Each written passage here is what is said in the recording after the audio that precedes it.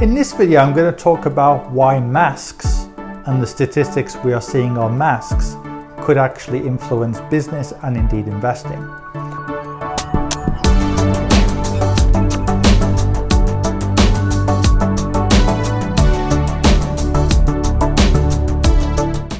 Now, the interesting thing is, when this all started, this current coronavirus, in January, February, March and so on, when it was going around the world, most people thought the masks wouldn't actually make much of a difference.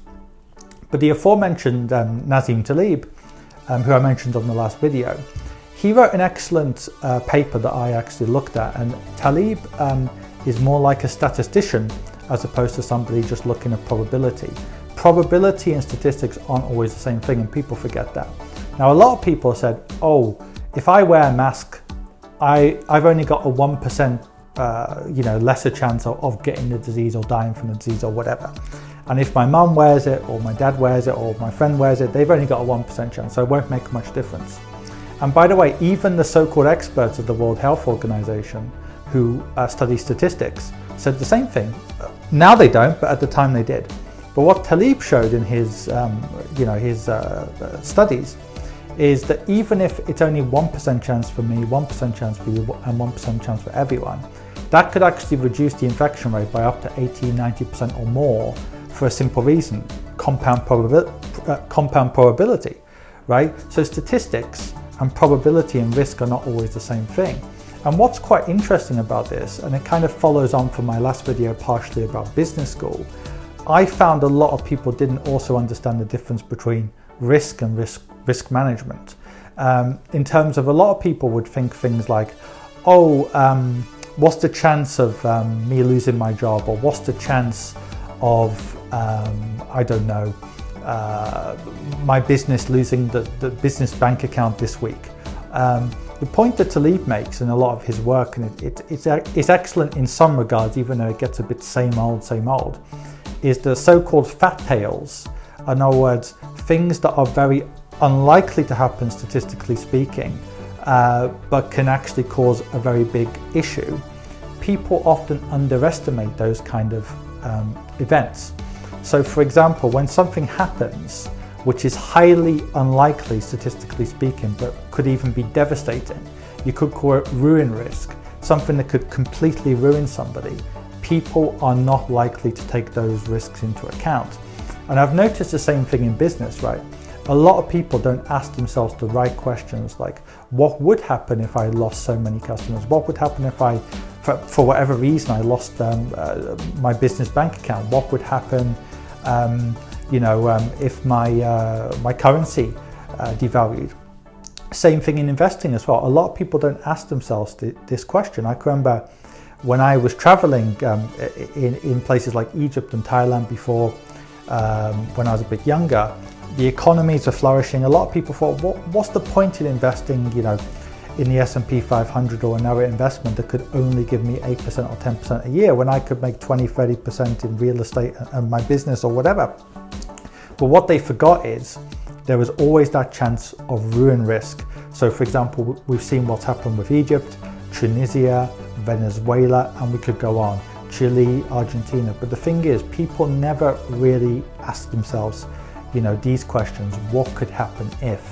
And some of the smartest entrepreneurs I've met, they always kind of guard against what I call ruin risk. That could mean having private investments despite the fact their business is doing well. It could mean having a second passport or second residency just in case something goes wrong. But what a lot of people do is they're just reactive. In other words, after Chavez came into power in Venezuela, a lot of people left the country, but not everyone did. But when the policies got very extreme, demand for second passports and second residencies shot up, demand for USD shot up, demand for foreign investments shot up. But guess what? By that time, people had less money because the currency had devalued, and by that time there was more local restrictions. And the smart people had already gotten ahead of the game. They took preemptive action just in case the Chavez administration was going to be as extreme as it could have been. And the same thing in many other situations, right? When this kind of political polarization started happening in the United States, again, some very smart people thought, I tell you what, should I maybe invest partially outside the US? Should I get a second passport, second residency?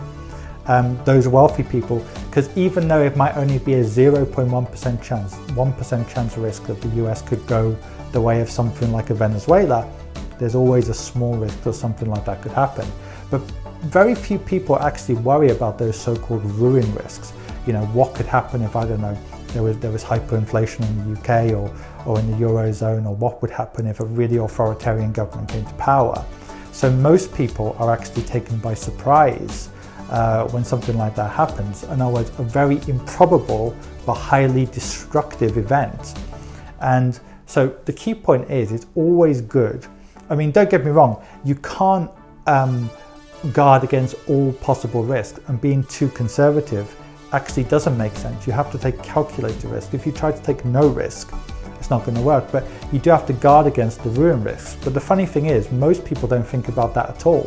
Most people think if they're leaving money in the bank, they're taking the least risk, whereas, as Ray Dalio said a few weeks ago, you're actually taking the most risk that way, indirectly. It's just less volatile, but as I said a few videos ago, volatility and stability and safety are not, linked. So I think all of these things really are important, and the whole thing about the mask debacle, where the World Health Organization has now done a complete U-turn, completely U-turned on that issue, as they have on other issues, shows that experts, just like I said in the business school video, they don't always kind of look at things holistically. So they might have been experts in statistics, but that doesn't mean they're experts in probability. So they got it very wrong, whereas someone like Taleb, who's looking at it on a more holistic way, got it right. And there's a very key, important, lesson to be learned there.